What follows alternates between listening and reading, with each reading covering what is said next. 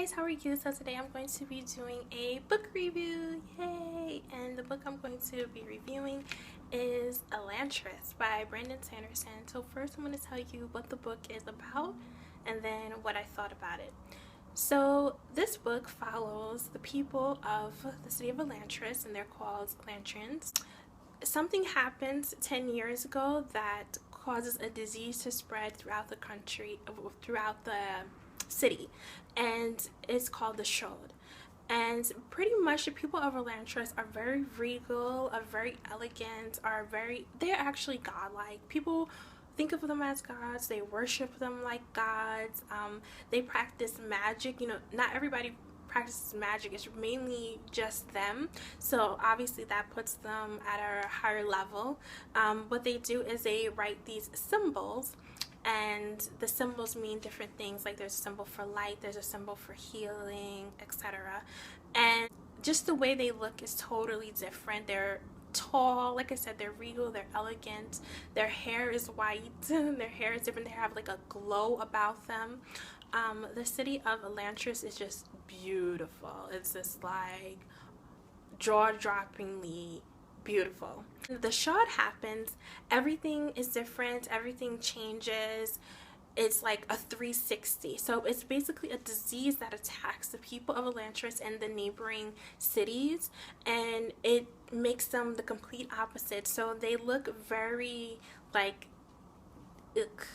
gross. They have blotches on their skin, their hair falls out. They just look, if you can think of the complete opposite of someone who is elegant and regal and godlike, that's how they became. And so Elantris becomes a fallen city. A lot of the Elantrians, they die because of the Shod. And it's interesting because it's like a pain that they have that's like unexplainable, and they have like hunger pains, like they just want to eat, but they don't need to eat, they don't need food. And it's very interesting. 10 years later, there are still a few people that are affected by the Shod, and what happens is people are secluded and they're brought into Elantris, and they're left there to be, by themselves, because nobody wants to be around that, nobody wants to get that, nobody wants to look at that, nobody wants to associate themselves with that. So it's interesting because Elantris was kind of like the ruling city, and now that it fell, the neighboring city of K, they had to build a kingdom pretty much out of nothing. And it's interesting because people that were kind of like a higher class, their positions changed because of this new system that developed. So within this book, you have three main characters. You have Prince Ruridan, the Prince of K. Then you have Prince Serene, who is from a neighboring city, and she comes there because she's supposed to marry the prince. And then you have this zealot priest. There is political intrigue within the book, of course, because if you are trying to, form a kingdom now, and people's positions are changing, royalty has a different face, a different name, then, there's going to be people that are shady and doing shady things. That's pretty much the premise of the story. So now I'm going to tell you what I thought about it. I didn't really like it that much. I gave it 3 out of 5 stars. I didn't really feel connected to the characters. That's like a big thing for me in books, is to be connected to the characters. And if I don't feel like that connection to the characters, then this story just has no substance. I liked the characters, but I didn't really necessarily feel for them. I wasn't like drawn into their story as much as I would have liked. Also, the story of Elantris and the people of Elantris wasn't as captivating as it could have been. I didn't really care that the Shod happened to them. At first it was interesting, but as I continued to read the book, I'm like, okay, I don't really care. I don't care that this happened to them. When I was first reading it, I was like, they reminded me of Elderlings, and this reminds me of like a fallen Elderling city like Kelsinger or something like that. It's not as magical as that, but it's kind of like on the surface.